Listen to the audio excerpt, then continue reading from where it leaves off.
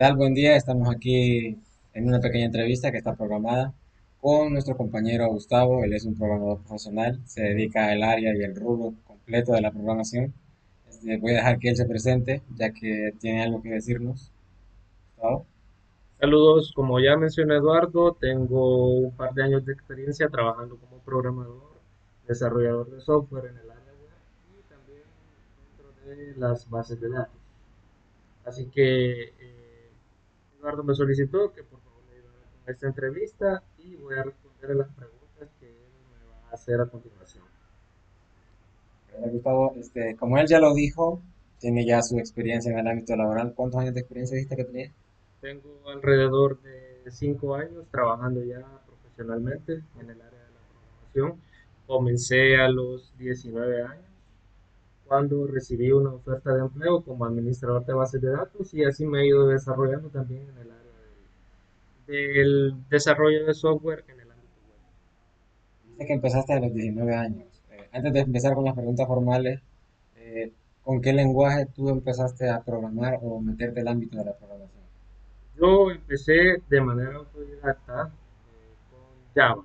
Comencé aprendiendo Java, sin embargo al principio me resultó un poco confuso o no sabía qué hacer, no entendía conceptos como las clases, las abstracciones, programación orientada a objetos, etcétera, etcétera. Así que al principio fue un poco difícil, pero a medida que iba avanzando, iba viendo ejemplos, iba desarrollando ejercicios y practicando, fui entendiendo más cada uno de estos conceptos.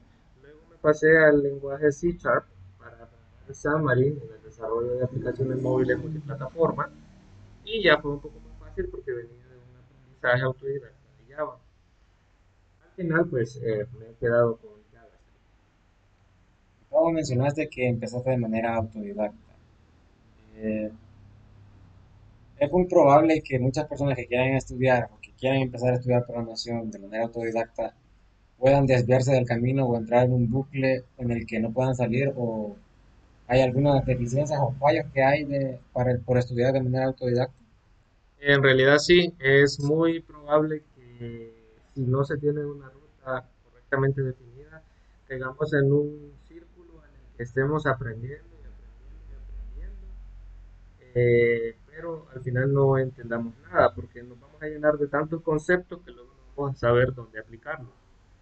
Entonces, para alguien autodidacta, iniciarse sin una guía bien definida es algo difícil, que sí se puede dar y deberíamos tener bastante cuidado con eso. En el ámbito autodidacta, dije que sí es posible perderse. Es posible que no se tenga una guía, pero ¿qué hay de las plataformas que ofrecen cursos o que te dan una pequeña guía así disruptiva? Que algunos programadores pequeños dicen y quieren seguir formándose en esa etapa. ¿Qué puedes opinar sobre esa parte? Muchas veces lo que estas plataformas educativas o de cursos en línea intentan hacer es justamente eso, ¿no? Definir una línea de aprendizaje sobre la cual el estudiante se puede guiar. Sin embargo, muchas veces estas plataformas intentan introducir tantos conceptos en tan poco tiempo que a veces inician una ruta de aprendizaje de la manera más sencilla, pero a mitad de camino o al poco tiempo de haber empezado comienzan a meter demasiados conceptos cuya complejidad probablemente no sea adecuada para el tipo de aprendizaje que necesite la persona que está siendo autodidacta en ese momento. Esto no se da en todos los casos, obviamente. Hay plataformas que cuidan bastante bien el hecho de presentar niveles de formación adecuados de acuerdo al conocimiento de las personas. Así que en esa parte, pues sí es de tener sumo cuidado y ser muy perspicaz a la hora de escoger un curso de acuerdo al temario que estos tengan. Mencionaste algo sobre los conceptos. Eh, yo tengo bien relacionado, o al menos teóricamente, que los conceptos básicos pueden ir desde cosas como lo que es una variable hasta la complejidad de lo que es un objeto en la programación. Eh, para aprender estos conceptos, qué es lo mejor o qué es lo más recomendable comenzar a aprender. Porque si vamos de etapa de un programador que es autodidacta y llega a introducirse a un curso y en ese curso le están implementando o le están dando a conocer o simplemente dándole una idea de que es un objeto, pero sin saber que es una variable, esto puede confundirlo o ayudarlo en su formación de programador.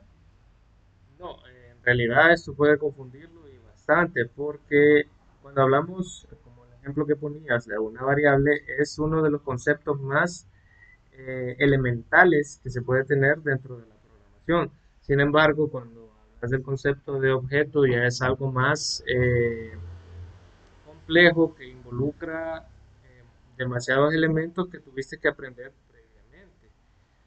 Por ponértelo de algún modo, una variable dentro de un objeto se convierte en una propiedad de ese objeto, pero no se puede tener discernimiento de lo que es de lo que es una propiedad de un objeto sin antes saber cómo funciona una variable dentro de la programación. Por tanto, los conceptos se tienen que aprender de acuerdo a los niveles de implementación que se tengan en cada uno de los lenguajes de programación o las herramientas que estemos utilizando. Por tanto, no es posible aprender qué es un objeto sin antes haber aprendido qué es una variable. Hay que dominar conceptos básicos desde las variables e ir escalando poco a poco. Es correcto. ¿Qué pasaría si en un dado caso un estudiante que está formándose académicamente decide también involucrarse en el estudio autodidacta, pero también llevando una carrera? No van a chocar algunos factores como la teoría o se va a confundir un poco más al momento de ir estudiando las dos formas, autodidacta y académica. Bajo mi perspectiva, yo creería que ser autodidacta mientras se esté estudiando una carrera es una de las mejores decisiones que se puede tener. ¿Por qué? Porque así como lo que hablábamos de las plataformas educativas o que ofrecen cursos, las universidades o escuelas técnicas donde uno se puede formar como programador ya tienen una guía previa materializada de todos los temas o conceptos que se tienen que aprender. Guías que en el más ideal de los escenarios ha sido evaluada por expertos y certificada por personas que dicen sí, este es el orden correcto en el que se tiene que aprender estos temas. Por tanto, si yo soy estudiante de la universidad, por ejemplo, de primer año, en primer año, ¿qué me enseñan? Bueno, me enseñan lógica de programación, qué es un algoritmo, qué es un diagrama de flujo. Probablemente me enseñaron en los diagramas de flujo los inicios de proceso, las entradas de datos, las decisiones y la impresión de resultados y el fin del proceso. Pero un flujograma está más allá de eso. Entonces, si en la universidad a mí me enseñaron ese flujograma con esos 5 elementos, previamente, después de esa clase, voy a mi casa, me siento un rato, enciendo la computadora e investigo flujograma. En Internet voy a encontrar muchos más conceptos pertenecientes a un flujograma del que aprendí en la universidad. Pero en la universidad me enseñaron lo esencial, me enseñaron que un flujograma empieza y termina. Y por tanto, cuando yo vaya y aprenda otros conceptos como tomas de decisiones, negaciones, ciclos, cómo se representan los ciclos en un flujograma, lo voy a comprender mejor, porque ya en la universidad tuve una introducción a ese tema. Entonces, de hecho, ser autodidacta mientras estoy estudiando en la universidad es una de las mejores decisiones que se pueden tomar. Eso, tomándolo en cuenta, tiene mucho peso en realidad. Pero ¿qué tal si en un dado caso una persona llega a su casa y quiere investigar un poco más? Entonces entra a una plataforma y en esa plataforma le proporcionan un enlace sobre mucha más información de eso y va entrando a cada enlace de cada página que va accediendo, no se llenaría mucho de información o no habría un choque de información en el cerebro porque tanta información en un solo lugar y no hay una forma de ponerlo en cuenta o en práctica.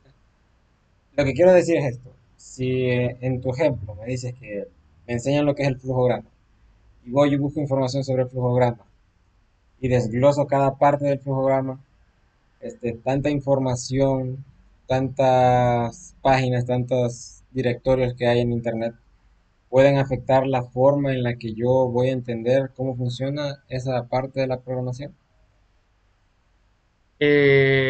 Sí, si se le da un enfoque como el que acabas de mencionar, si estás constantemente yendo de un lado a otro, de un material a otro, simplemente leyéndote y llenándote sin poner eso en práctica, puede que te satures de información y al final no se entienda nada. Entonces, como persona autodidacta también hay que saber esclarecer hasta dónde llega la capacidad de comprensión de un tema.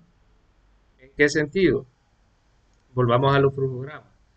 Probablemente entendí cuatro elementos que pueden estar dentro de un flujograma. Entonces voy a mi casa, me siento y veo que de cuatro elementos que puede tener un flujograma de lo que he aprendido en la universidad, estos simplemente forman parte de a lo mejor 20 o 30 elementos que también pueden ser parte de un programa.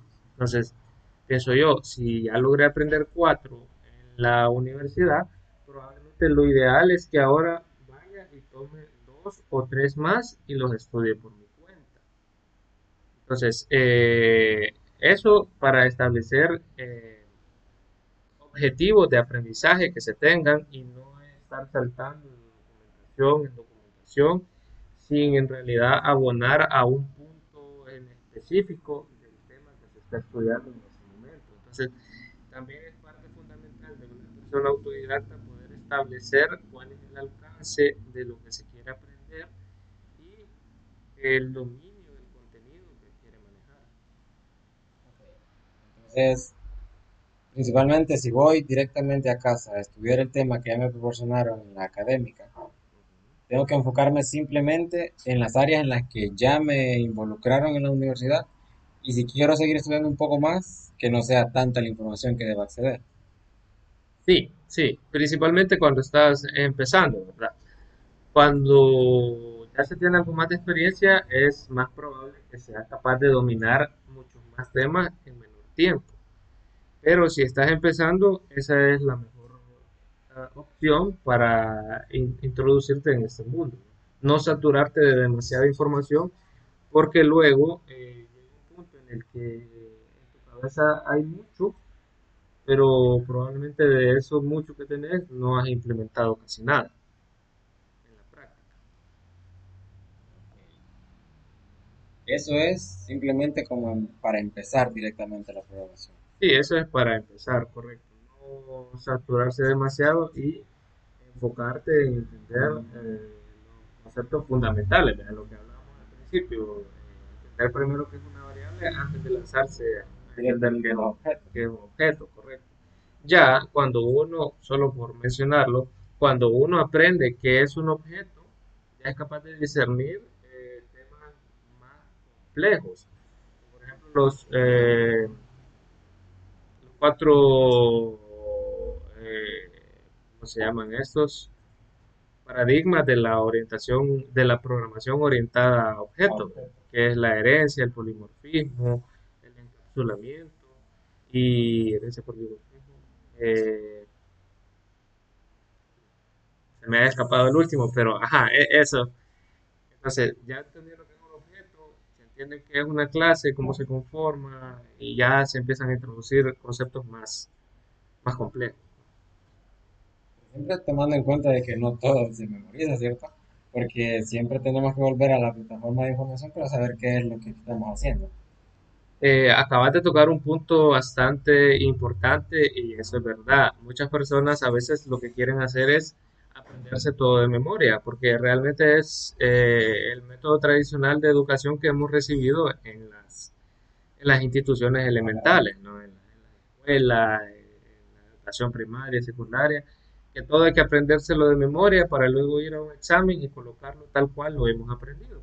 En realidad en la programación uno no está completamente obligado a aprenderse todas las sentencias o todas las definiciones de código de memoria. De hecho, lo más importante y lo que siempre suelo decir es que lo importante no es aprenderse de memoria una línea de código, lo importante es saber que es posible hacer algo con una línea de código, aunque no se tenga en ese momento cuáles son las palabras claves correctas, por ejemplo, o cómo se define un elemento que se necesita en el código. Entonces, para eso existen las documentaciones. Cada lenguaje de programación, cada marco de trabajo, cada librería que se utilice en el desarrollo de software siempre está o idealmente debería estar correctamente documentada porque es tanta información que no es muy probable que uno se las aprenda de memoria. Por ejemplo, en JavaScript hay tantas funciones que vienen integradas al lenguaje, eh, o tantos añadidos que tiene el lenguaje que probablemente uno o no se los aprende de memoria porque no los necesita o porque son demasiados. Entonces, no hay nada de malo con ir a la documentación y consultar cómo se llamaba esa función, cómo se va a llamar este valor, etcétera. Entonces, eso es bastante importante y algo en lo que no se tienen que agobiar los nuevos.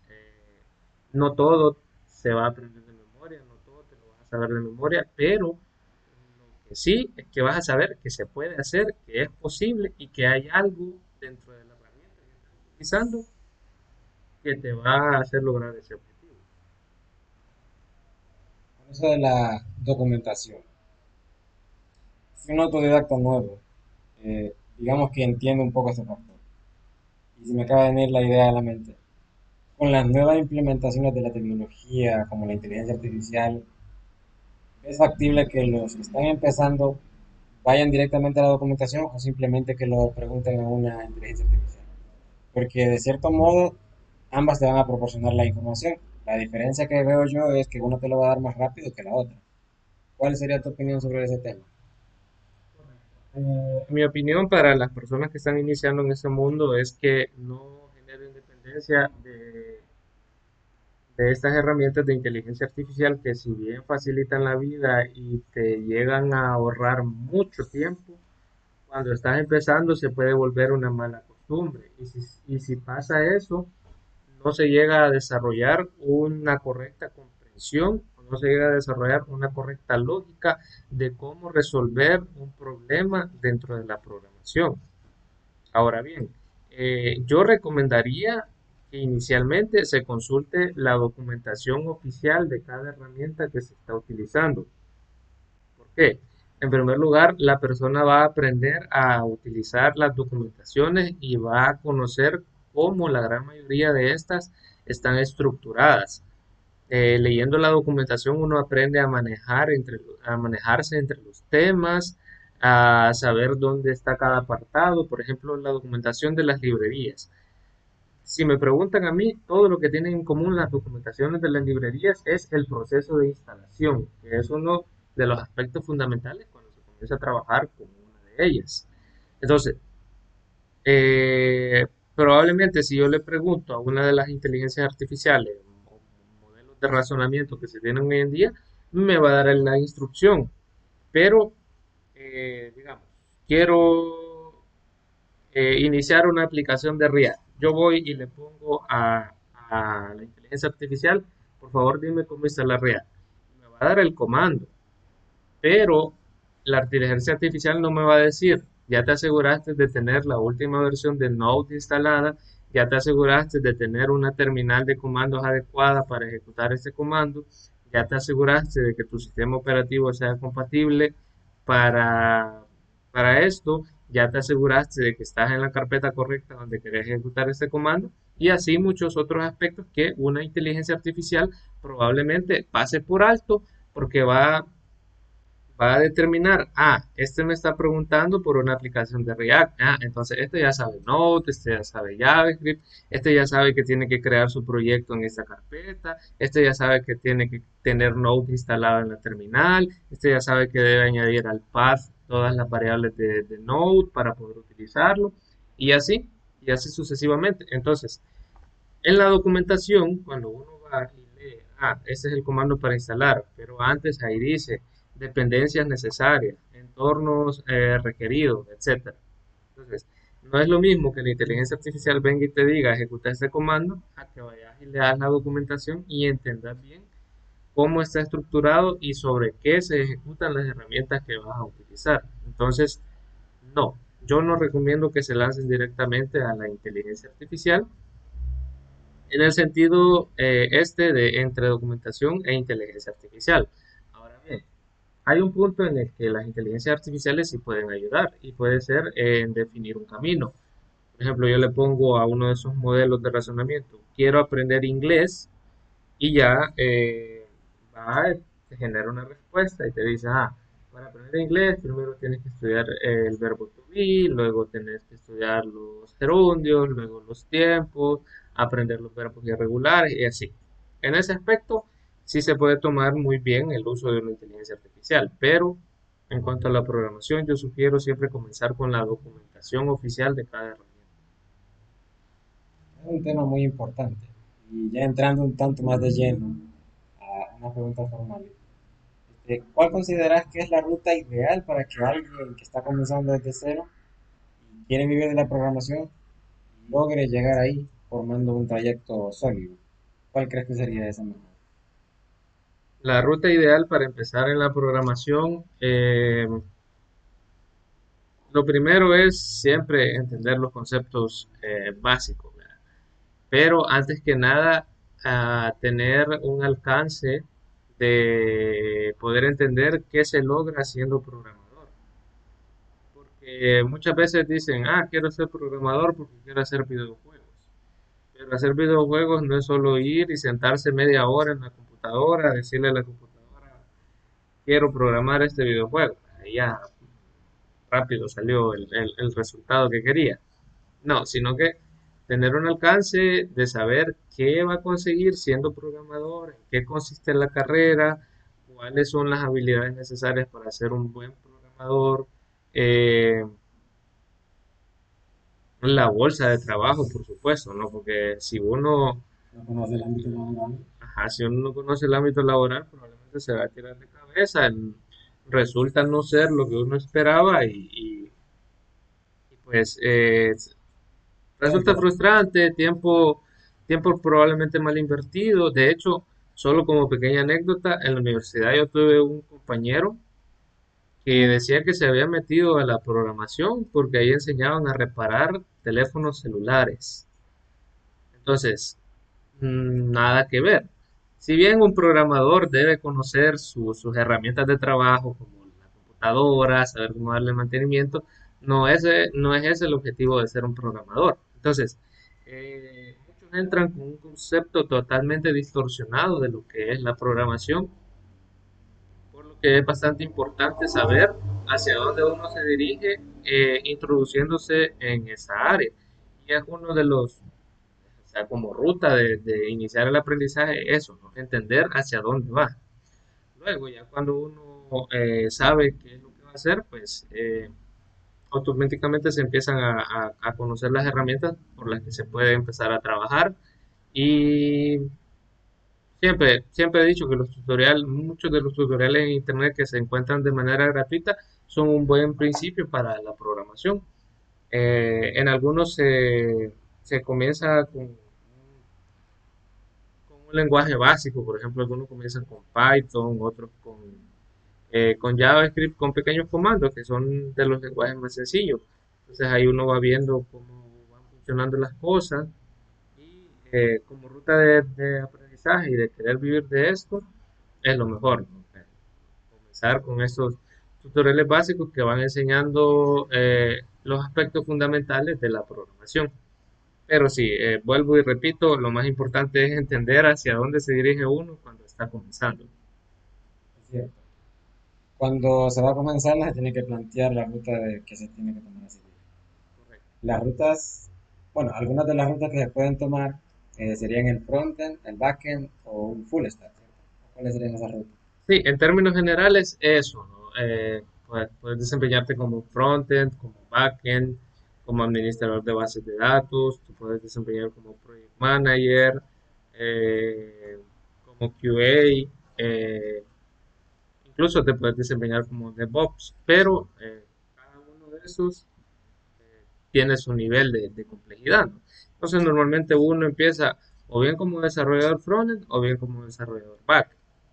Y eventualmente empezás a administrar bases de datos porque es donde se persiste la información de lo que estás programando. Pero luego están las otras rutas o ramificaciones de hacia dónde va orientado tu producto, que bien puede ser para el entorno de escritorio, bien puede ser para el entorno web o para el entorno de las aplicaciones móviles o dispositivos inteligentes como los smartwatch o los smart TV, que también se pueden desarrollar aplicaciones para eso, ¿no? Entonces, pero creo que una de las rutas que resultan más sencillas de aprender casi siempre es o la programación web o la programación de escritorio, donde se aprenden conceptos bastante fundamentales para luego poder desempeñarse en las demás áreas. Así que sí, ya sea frontend o backend, ya sea en el entorno web o de escritorio, siempre sería un buen camino para comenzar como ruta de aprendizaje. Ya entrando un poco más de lleno en lo que son los lenguajes de programación. Si mencionamos en el ámbito del frontend, tengo entendido que como requerimiento se debe tener el conocimiento sobre JavaScript, pero también de HTML y CSS. También deben conocerse algunos frameworks. Pero para alguien que está empezando y quiere ser un desarrollador frontend enfocado en el ámbito web, ya que en Internet hay un sinfín de información, tutoriales y videos, muchos jóvenes pueden siquiera pensar que al convertirse en desarrolladores web, lo único que tienen que aprender es HTML, CSS y JavaScript y algún que otro framework. Pero ¿cuál consideras que sea o los lenguajes o el conocimiento que se debe tener para ser un desarrollador web enfocado en el frontend? Porque es muy importante que se sepan estas cosas, porque no solamente lo que está en internet o lo que se ve en redes sociales es llevado a la realidad, porque en algunos lugares es de una forma y en otros lugares es de otra forma. ¿Cuáles creen que sean estos? Bueno, en ese caso sí, para comenzar en la ruta web siempre es súper indispensable aprender HTML, CSS y JavaScript, ¿no? Eh, Porque en realidad es el núcleo de las tecnologías web, todo lo que vemos en las aplicaciones que visitamos todos los días, YouTube, Google o Facebook, por mencionar aplicaciones populares, todas tienen dentro de sí estas tres tecnologías. Ahora bien, un punto importante de lo que mencionas es que no se detiene ahí el conocimiento o aprendizaje fundamental de esa parte, sino que también es muy importante, por ejemplo, entender cómo funcionan las redes. Las redes es un tema que si bien a muchos no les gusta, y me incluyo en esa parte, porque tampoco me gustan demasiado el tema de redes, pero es importante entender cómo funcionan las redes porque es ahí donde reside todo lo que nosotros como desarrolladores web programamos. Entonces, ¿qué es un servidor? ¿Cómo hacer público un servidor? ¿Cómo funciona una configuración de red?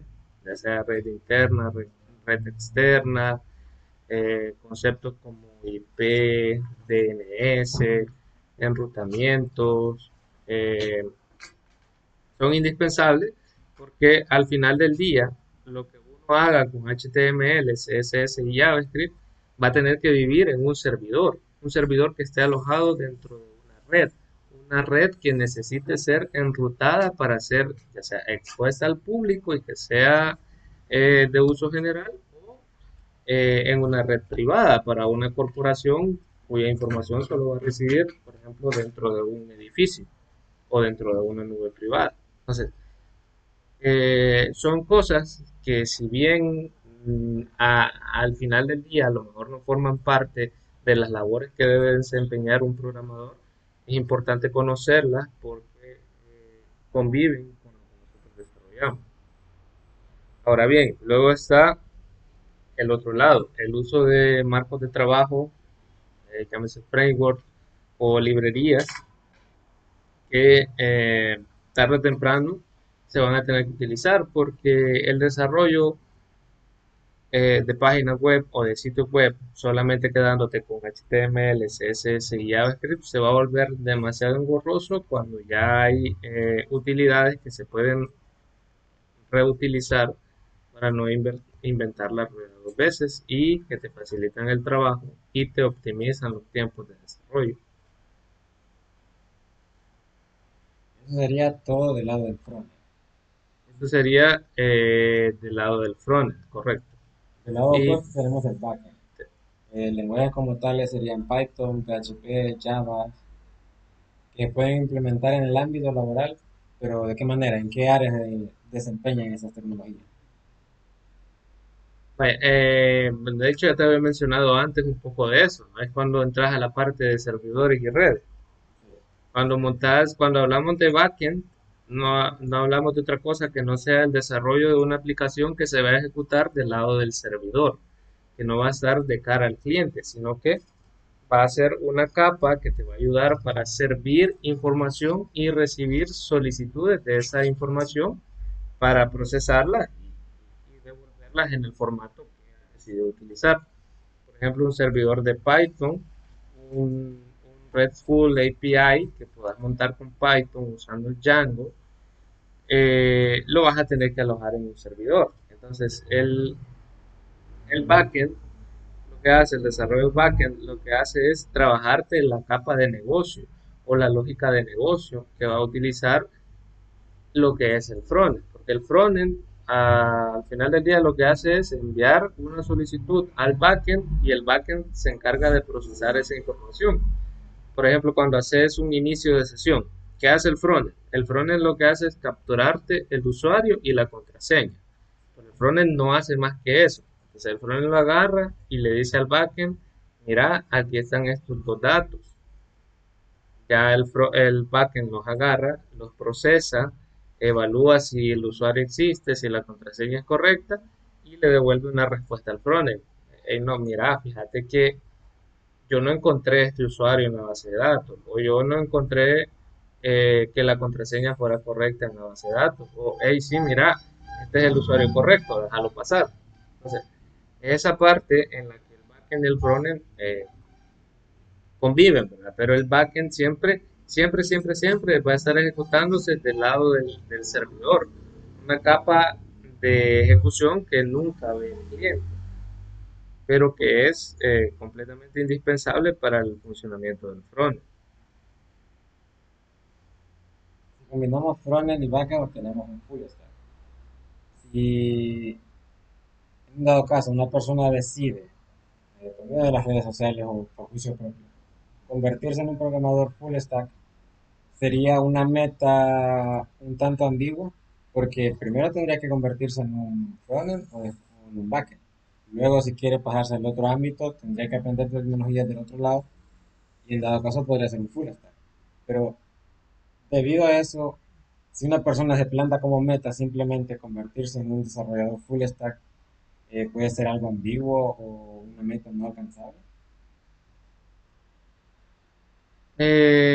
Cuando hablamos de convertirse en un programador full stack, tarde o temprano, cuando ya te has, o sea, cuando ya te has puesto como meta convertirte en full stack, es porque has llegado a un punto en el que o ya sos frontend o ya sos backend. O bien ya tenés demasiado tiempo relacionándote en el mundo de la programación y teniendo inmersión en todos sus conceptos, que ya deberías ser capaz de entender que para hacer full stack tenés que ser o primero backend y después frontend, o después frontend y después backend. Entonces, normalmente cuando alguien que ya se metió en este mundo de la programación se pone como meta hacer full stack es porque o bien ya es frontend o bien ya es backend. Sería un caso bastante peculiar de alguien que tenga cero conocimiento técnico o cero práctica en el área de la programación que diga de una sola vez, ah, quiero ser full stack. Porque dentro del entendimiento de full stack ya se tiene que es frontend, backend e incluso base de datos. Entonces, Yo veo bien difícil que alguien simplemente de cero quiera convertirse de una sola vez a full stack sin antes haber convivido con alguno de los conceptos que lo conforman. Por ejemplo, conozco a un colega que inició en bases de datos. Entonces, él inició en bases de datos. Entonces, el estar leyendo en base de datos, inicialmente nunca se le cruzó por la idea, por la cabeza la idea de quiero ser full stack de una sola vez, sino que convivir con las bases de datos le hizo entender que los datos que hay en base de datos se sirven a través del backend y se muestran a través de un frontend. Entonces, eh, el simple hecho de entender eso ya te da indicios de que para hacer un full stack hay que ser backend y hay que ser frontend también.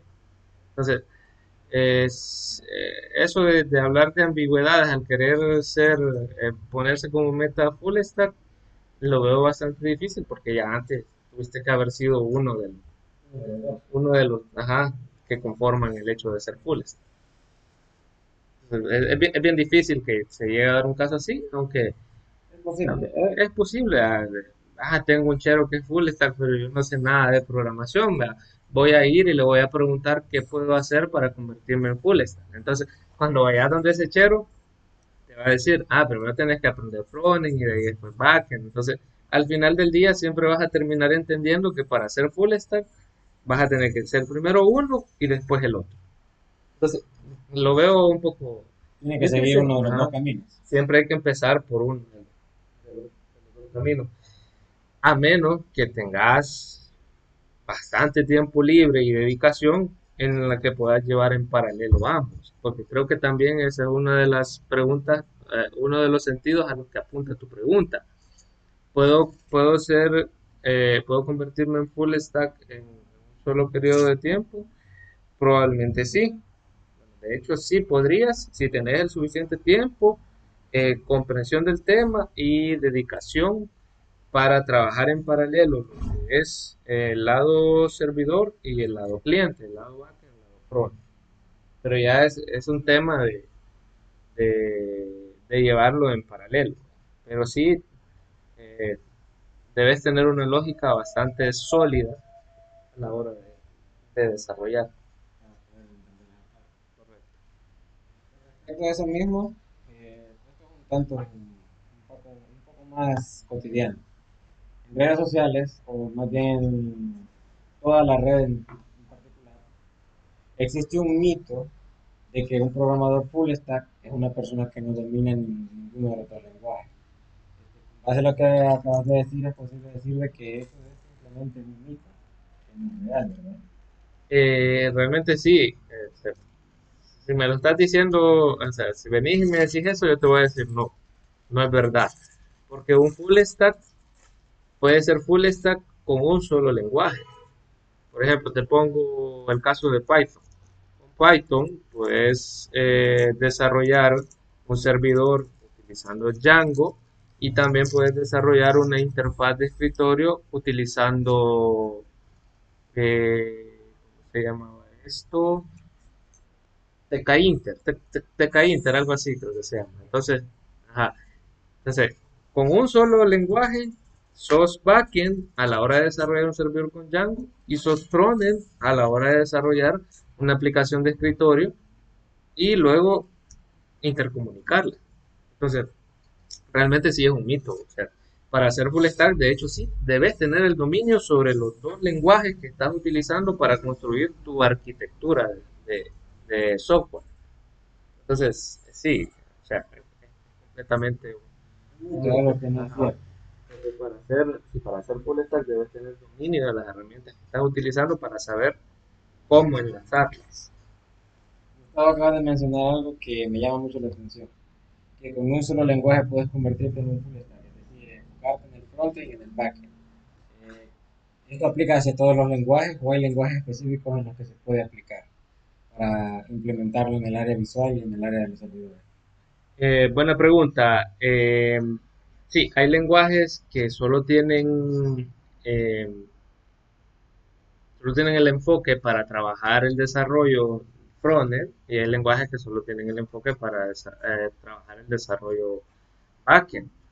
Eh, por ejemplo, tenés, ¿qué te puedo poner? Vaya, ya te puse el ejemplo de Python, que puedes trabajar con ambos, puedes trabajar tanto servidor como la aplicación cliente, o sea, la aplicación de cara al cliente.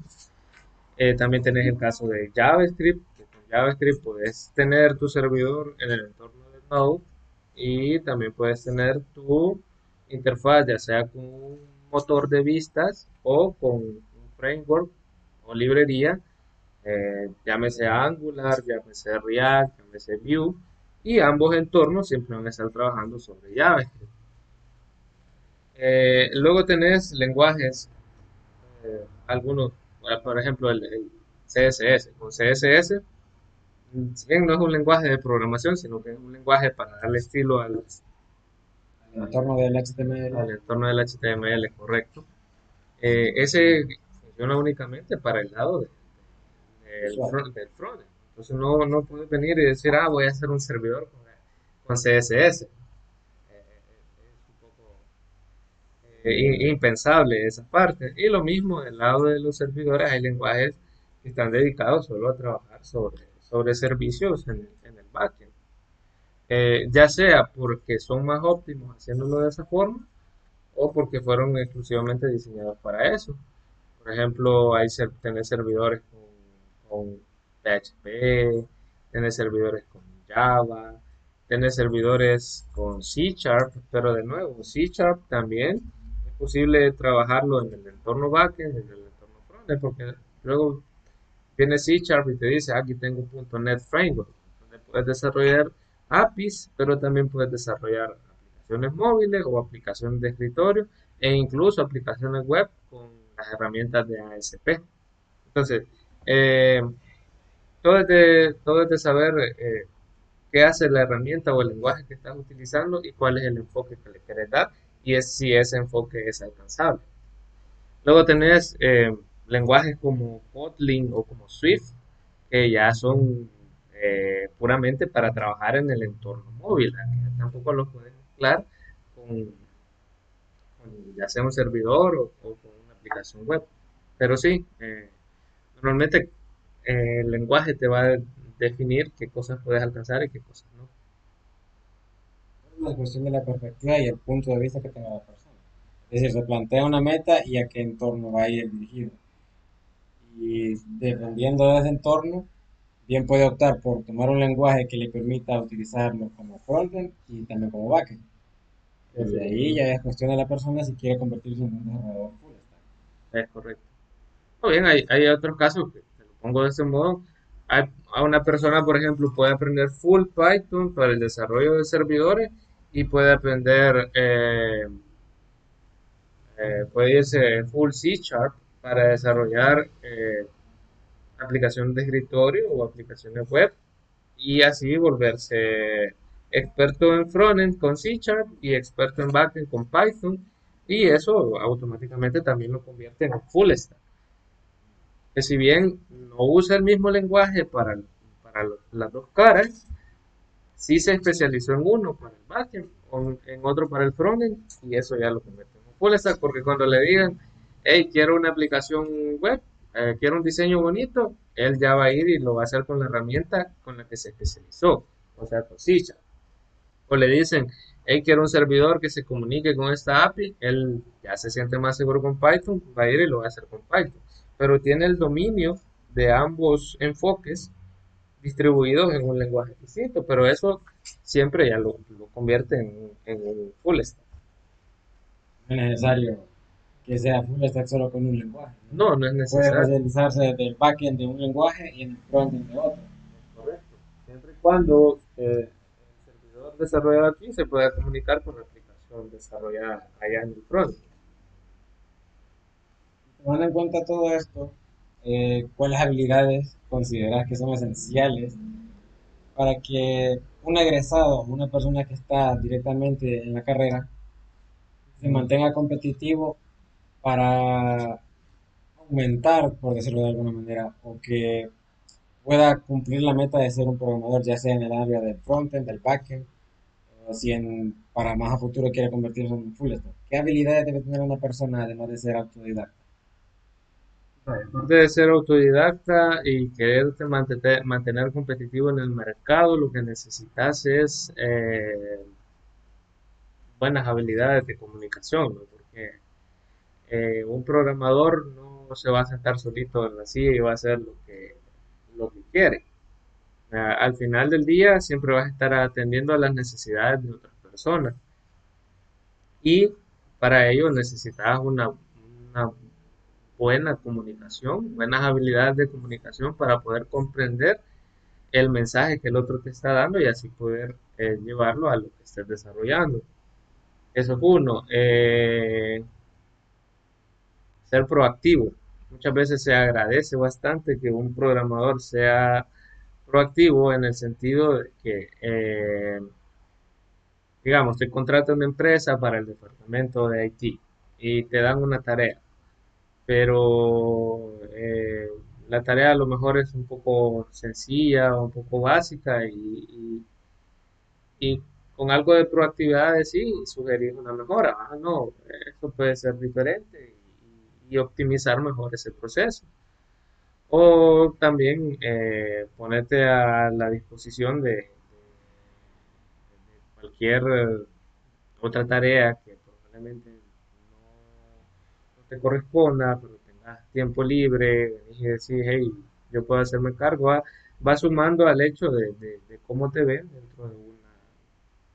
dentro de una empresa, lo que te puede abrir oportunidades, te pueden ascender como jefe de grupo. Ah, puya, este es chispa, vamos a ponerlo a cargo ahora de un proyecto. Se pone las pilas, sabe reconocer debilidades en algún requerimiento y puede mejorarlas y es un buen prospecto para que se haga cargo de un proyecto y de liderar a otras personas. Y hablando de liderar, también un buen programador tiene que tener dos cosas, saber trabajar en equipo y saber liderar un equipo, saber ser un líder, no un jefe. Porque trabajando en equipo se logran más cosas que trabajando solo. Y normalmente allá afuera, si te contrata una empresa, vas a tener que trabajar en equipo, ya sea con la persona que te esté dando el requerimiento o con los compañeros que vayas a desarrollar ese requerimiento, porque en el trabajo colaborativo siempre se debe tener una buena comunicación para que no se entorpezca el desarrollo del proyecto ni se generen eh, interferencias o alguien arruine lo que estabas haciendo solo porque no le dijiste, mira, yo estaba trabajando sobre eso, ¿por qué lo hiciste vos? Y se pueden dar muchos escenarios que teniendo buenas habilidades interpersonales para trabajo en equipo pues, se evita.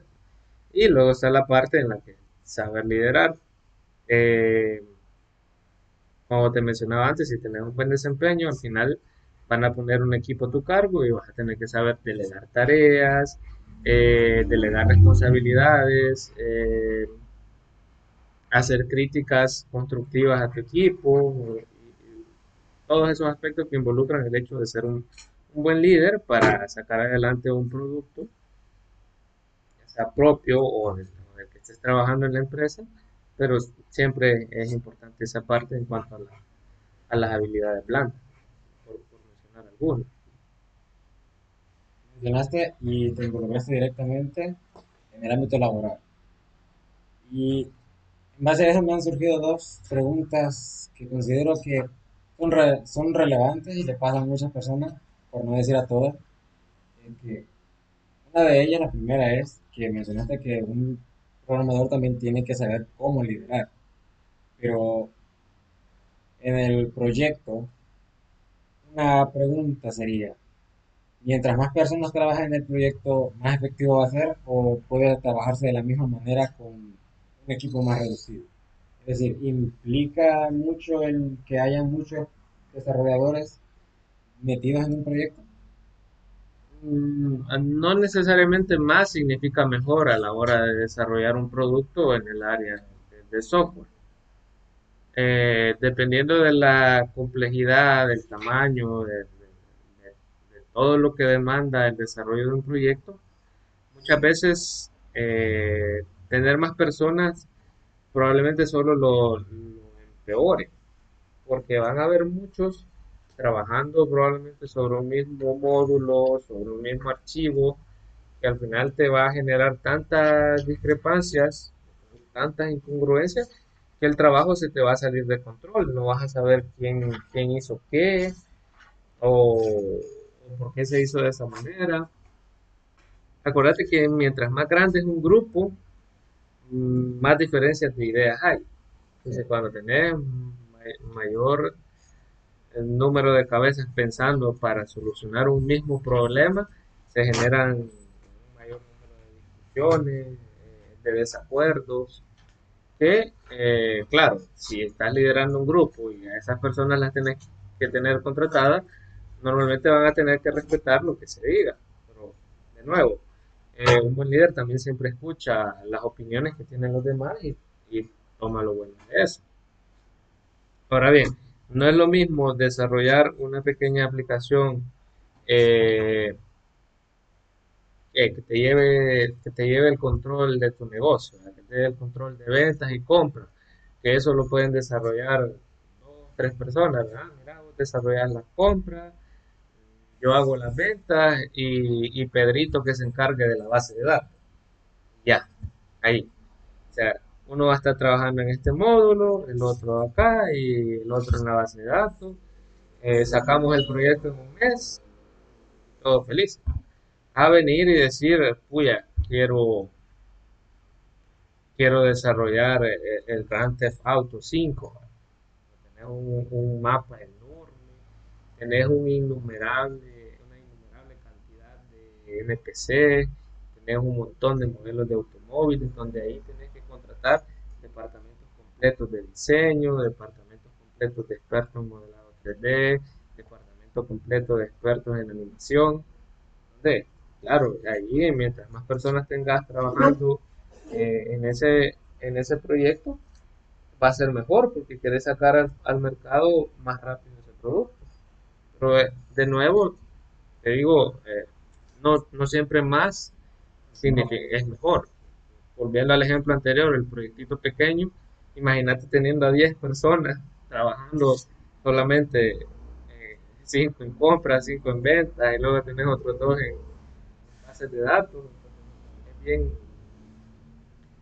aparte de que a lo mejor no te quede mucha ganancia por el trabajo del proyecto, eh, probablemente de los 5 que tengas en un módulo, solo 2 van a estar trabajando. Si lo pones de esa manera, si lo pones de esa manera, llegas a entender que todo va a depender de qué tan complejo es tu proyecto y cuál es el alcance que va a tener. Eso sí es algo muy importante. Otra pregunta que tenía, que quería hacer, es algo por lo que todo programador va a pasar tarde o temprano, y es el síndrome del impostor. Eh, ¿Qué tan a menudo o en qué parte del aprendizaje o del trabajo se presenta este síndrome? ¿Y qué se puede hacer para socavarlo o para sobrellevarlo? El síndrome del impostor, era muy interesante la pregunta. Pues, de hecho, se da bastante a menudo y principalmente cuando estás empezando. Eh, Porque realmente estás tan entusiasmado o estás tan motivado por hacer las tareas que te han asignado, que algo que es enteramente realizable en 2 semanas, probablemente por la motivación que sentí, por esa emoción que tenés, porque a lo mejor te acaban de contratar, o a lo mejor es un proyecto nuevo y te sentís con ganas de trabajarlo, vas a decir, ah, no, puya, esto lo hago en 3 días. Y tal es la percepción que tenés en ese momento que no te das cuenta de todo el trabajo que implica desarrollar aquello que en una situación normal te llevaría 2 semanas. Y vos te comprometiste, ¿no? Con el cliente, ah, no, pues mire, o con tu jefe, ¿verdad? No, pues ya eso se lo hago en 3 días, dice uno. Entonces, eh, no te pones metas realistas y llegas a un punto en el que ya se va terminando el periodo de tiempo que diste y te empieza a llegar aquella frustración o desesperación de que no vas a ser capaz de completar lo que dijiste que ibas a tener en ese tiempo. Entonces, solo de nuevo, haciendo referencia a una anécdota de la experiencia que he tenido en el trabajo, hace ya 4 años nos reunieron con un compañero y nos hicieron la propuesta de un proyecto. Un proyecto querían una aplicación que funcionara algo así como las aplicaciones de delivery que estaban emergiendo bastante bien en aquel entonces, pero con la imagen o con la marca de la compañía que nos tiene contratados a nosotros.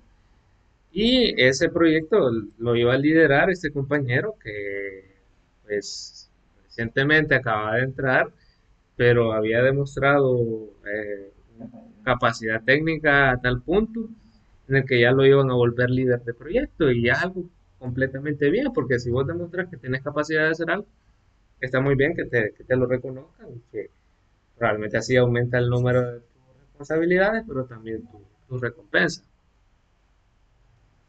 Pero hacemos la reunión y resulta que el compañero dice, no, me puya, este proyecto en 2 semanas está listo. ¿Va? Y, y en ese momento quizás no se dimensiona bien cuál es el alcance del producto que se quiere tener, pero sí hubo bastante revuelo ahí entre los que estábamos reunidos y todo, y tuvo que hacer una reunión después para replantear esos tiempos porque o sea, simplemente no eran tiempos realistas ¿no? Lo que había dado, pero el muchacho se sentía entusiasmado, motivado, con ganas de trabajar, que dijo, no, en 2 semanas se hace. ¿No? No, realmente no era así porque para desarrollar un proyecto tenés que pasar por una fase de análisis en la que te tienes que entender qué es realmente todo lo que implica un proyecto. Yo te digo construir una casa. No, pero 2 meses, va, cuatro muros, un techo, ya todo. ¿Va? Pero la realidad es otra, las casas tienen distintos diseños, el terreno sobre el que vas a trabajar no siempre es sólido, está bien establecido. Hay muchos factores por los cuales tenés que evaluar bien cuáles van a ser los tiempos reales de un proyecto, pero esto ya te lo va dando la experiencia. Entonces, esto del síndrome del impostor, pues en lo personal, yo lo he visto más bien en quienes van empezando o quienes tienen mucha motivación por algún proyecto nuevo, por algún trabajo nuevo y siempre suelen tirarse de cabeza estableciendo metas inal- inalcanzables, que de hecho lo son inalcanzables porque eh, realmente no vas a por mucho, aunque no uses tus 8 horas para dormir, no vas a lograr sacar eso que te has propuesto por el número de actividades o la complejidad de las tareas que tenés que llevar a cabo para eso. Y también cuando estableces tiempo, tomas en cuenta eventos o imprevistos que te puedan pasar. ¿No? Entonces, ahí, no, si me preguntas, es en esa parte que lo he visto más. Entrando en el área más en el área laboral, con tu experiencia, eh, ¿qué errores comunes has visto en las personas que recién comienzan a programar y que han sido contratados por la empresa? Así, errores que digas, se lanzan de lleno, como tú ya lo dijiste, que se lanzan de cabeza, porque se sienten muy motivados. ¿Qué errores tienen los programadores novatos con los que recién van entrando cuando están en un proyecto que se les ha establecido por una empresa? Fíjate que una de las cosas que he visto a veces es que eh, a nadie le gusta que le critiquen el trabajo. ¿No? Eso vamos a ser honestos, pero cuando estás empezando y te empezás a convivir con personas que ya tienen más experiencia que vos, normalmente te van a decir, hey, no, hombre, esto pudiste haberlo hecho de esta forma. Van a ir y van a borrar tu código y van a escribir la versión más óptima de ese código. Entonces, yo vi muchas veces ese escenario con mis compañeros cuando estábamos reunidos en oficina, que uno de nuestros jefes iba y decía, no, hombre, esto está malo, esto no va a funcionar así, borraba y reescribía lo que ya el otro compañero había hecho. Y era notable bastante el disgusto o molestia que se tenía. Entonces, probablemente como quizás no error, ¿verdad? Pero un aspecto que sí se Pasa ve muy a menudo. bastante es eso, ¿verdad? No querer, en un principio no querer aceptar que lo que uno ha hecho o está mal o pudo haberse hecho mejor. Entonces, eso, ¿no? Ser capaz, una persona nueva tendría que ser capaz de mejorar ese aspecto, porque al final, aparte de hacer bien un trabajo, se gana la experiencia. Ya uno dice, ah, puya, lo estaba haciendo así, pero vino aquel y me dijo, no, es de esta otra forma, y ya vi yo que funcionó de esa forma, entonces me voy a quedar con esa solución, y ya se añade a tu experiencia esa parte. Luego así,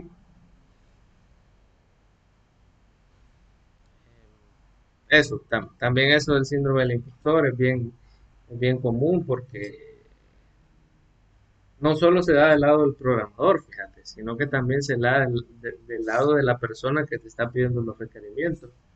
Porque hablando con otro colega, me decía, fíjate que me asignaron un proyecto a mí solo, me decía, y quería que el jefe quería que en 2 meses lo tuviera terminado.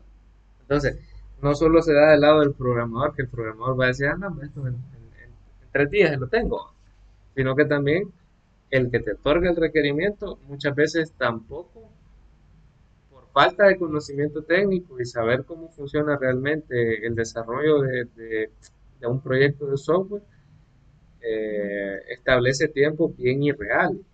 Entonces, como el caso que le pasó a este colega, que en 2 meses quería ese proyecto y en 2 meses debía tenérselo. Entonces, a veces simplemente decir sí te somete a una presión que no es buena para tu salud mental, porque al final vas a estar todo estresado, vas a llegar a la casa y te vas a enojar con el gato, vas a mandar a volar al gato ahí, solo porque el jefe te tiene bajo esa presión. Entonces, a veces es bueno decir no, no es posible hacerlo en ese tiempo. Y yo sé que muchos de los que van empezando pueden tener miedo de, "Puya, si le digo que no, me va a echar". Pero es que también está la parte de que van a llegar los 2 meses, no vas a tener hecho el proyecto, probablemente también También te corre. también te van a echar. Entonces, es bastante irónico, no sé cómo llamarlo, pero saber poner Límite. límites o saber hasta dónde es el alcance, ya sea por tu conocimiento técnico del momento, porque realmente o sea, no es posible, ¿no? Ve jefe, mire todo lo que me está pidiendo, en 2 meses no va a salir esto. O, mire, asígneme a otros dos compañeros. Ahí ya cambia la cosa, porque ya tenés otros dos compañeros, ya distribuís la carga de trabajo y pues, ya capaz y hasta sale en 1 mes y medio lo que te está pidiendo para 2 meses. Pero es eso, ¿no? Saber hasta dónde puedes llegar y no someterte a una presión de la que o sea, no lo vas No a es poder hacer. necesario. Ajá. Eso en cuestión de las empresas. Ajá. Vamos a así. Es muy importante la certificación en comparación a la experiencia práctica. Es decir, una persona que no tiene una carrera universitaria, pero que ha sido autodidacta y tiene su experiencia, digamos 3 años de experiencia en programación, pero no tiene su certificado, contra una persona que tiene su certificación, ya sea universitaria, ya sea por un estudio externo, ¿tienen Ujú. ambos las mismas posibilidades o toman en cuenta uno de los dos? Fíjate que Lo tradicional en el mercado laboral es que un papel demuestre lo que sabes hacer. O sea, muchas empresas, hablando en general, Sí. siempre te piden estudio de tal, tiene que tener licenciatura en tal carrera, debe tener ingeniería en tal carrera, para poder desempeñarte en X, Y puesto de trabajo. Y el mundo del desarrollo, o sea, el desarrollo de software tampoco está exento de eso. La mayoría de empresas, por lo menos aquí en la bolsa de trabajo que he visto en El Salvador, te ponen, ¿verdad? Licenciatura en computación o carreras afines, ingeniería en sistemas o carreras afines, 3 años de experiencia. Entonces, eh, es bien difícil, principalmente si te quedas con esas plataformas de bolsas de trabajo que simplemente ofrecen ese tipo de carrera. Hay otros medios en los que te puedes enterar de otro tipo de ofertas, por ejemplo, las redes sociales, tenés LinkedIn, donde también puedes entrar y ver qué ofertas de trabajo hay, porque ahí, entre todas esas que te piden certificación, un título universitario y tantos años de experiencia, vas a encontrar aquella que dice, se busca programador que sepa JavaScript, React y SQL Server. No te va a decir, quiero que haya salido de la Universidad Nacional, o no te va a decir, quiero que tenga 3 años de experiencia. No, quiero que sepa usar esto, porque esto es lo que necesito Universidad. para cumplir la necesidad. No me importa si tiene título o no. Entonces, dentro de todas esas ofertas que siempre te van a pedir títulos y certificaciones, van a estar esas otras oportunidades a las que solo les interesa que sepas hacer las cosas. Y si sabe hacer esto, a mí me sirve. Te puedo contratar. ¿Qué, ¿Cuál es el modelo de contratación de estas empresas? Vas, expones tu currículum o llevas tu portafolio de proyectos. Miren, ustedes buscan a alguien que haya trabajado en JavaScript. Mire, estos son los proyectos que he trabajado en JavaScript. Muy bien, te van a decir. Venga, y te van a pasar a una sala o probablemente por correo te hagan llegar una prueba técnica que dice, desarróllenme una página web que me lleve el control de las visitas a la clínica. Entonces, vos vas a tener 2, 3 días, vas a desarrollar ese proyecto, lo vas a enviar y lo van a someter a evaluación. Otros, he pasado por ambos procesos, vas, te presentas a oficina, te meten a una sala, te dan una computadora y te dicen, va, hay que hacer esto. Te dan 3, 4, hasta 5 horas que vos estás ahí tecleando con las herramientas que ellos te han proporcionado. Y si vos logras hacer lo que te han pedido, o al menos gran parte de lo que te han pedido, entras como candidato potencial a quedarte con el puesto de trabajo. Entonces, tenés los dos enfoques. Aunque este último que te mencioné es menor al de los otros que sí te piden la certificación. Ahora bien, no es que esté desmeritando las certificaciones o los títulos que puedas llegar a obtener, porque al final una carrera de 5 años en la universidad está claro que tiene peso, porque en esos 5 años han habido esfuerzos, noches de desvelo, eh, has adquirido conocimiento, ya sea en sus bases o en profundidad, de algunos temas que también te sirven para desempeñarte en el área laboral. Entonces, eh, tenés las dos partes. ¿Para qué sirve la parte donde no te piden eh, certificación? Para adquirir experiencia o para alguien que todavía está estudiando. Va y se presenta una de esas ofertas y lleva en paralelo, si se lo permite, si son flexibles, lleva el estudio y lleva ese trabajo, va adquiriendo experiencia laboral a medida que va sacando su carrera universitaria, lo que le permitiría aspirar a otro puesto de trabajo en una empresa más grande que sí pide certificación y también años de experiencia, ya tendría ambas, ¿verdad? Porque ya habría optado a una de estas oportunidades donde solamente le pedían el conocimiento técnico.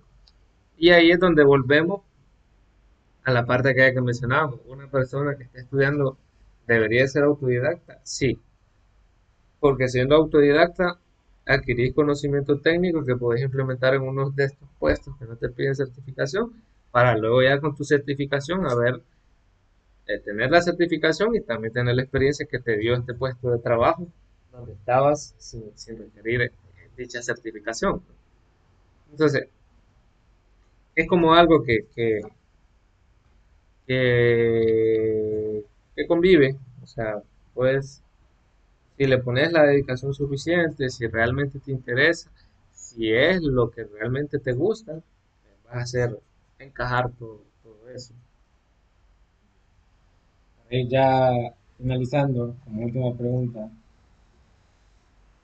para un programador que ya está empezando y tiene algunos requerimientos básicos, tiene su poca experiencia, y como ya lo dijiste tú, que es muy bueno que lleve un paralelo de estudio académico y una experiencia autodidacta, ¿consideras que si entra al ámbito laboral hay posibilidad de que con el peso que otorga un certificado y la experiencia que puede ya haber adquirido tenga un mejor puesto laboral al iniciar o directamente a salir de la carrera o siempre va a tener que empezar directamente desde abajo?